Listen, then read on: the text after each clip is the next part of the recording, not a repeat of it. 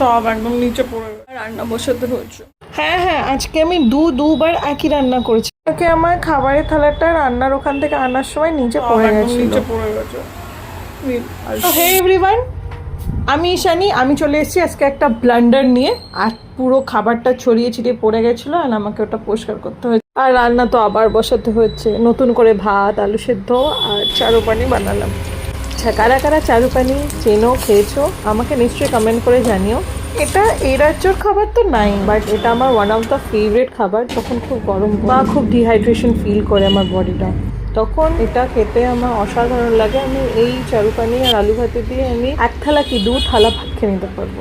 পর একটা ভাত ঘুম দিয়ে উঠে মাথার টাকটা দেখতে দেখতে আমি গেলাম একটু বাজার করতে। আমি কি রাত্রে আমি পনির বানাবো, কাল আমার রুমমেট চারু পানির টক কিছু খায় না।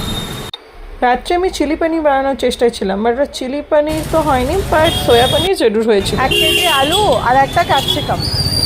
আর স্যাটারডে ছিল, নিরামিষ ছিল, তাই জন্য তো আরোই পনির বানিয়েছিলাম। অ্যান্ড রান্না কমপ্লিট করার পরের সঙ্গে গিয়ে ফুচকা খেলাম। ফুচকা ক্লিপ নিতে গিয়ে আমার ফুচকা উল্টে যাচ্ছিলো। আমাকে একটা শুকনো পাপড়ি দিন না, চুল লবণ দিয়ে। আচ্ছা, আমার মতন কে আছো যারা চেয়েছে শুকনো পাপড়ি খেতে খুব ভালোবাসে? কমেন্ট করে জানিও। কিন্তু আজ আমি রাত্রে ভাত খাইনি, তো রুটি কিনে নিলাম। আর দেখো চাঁদটা কি সুন্দর লাগছে না? আমার চাঁদ দেখতে খুব ভালো লাগে। And here is my chilli paneer কে নাম সে সোয়া পনির। রুটি যখন এনেছে আমি ঘি রুটি খাবোই, মাস্ট আমার মেনুতে। অনেকদিন পরে আমি রুটি খেলাম। That's all. চলো টাটা, গুড নাইট।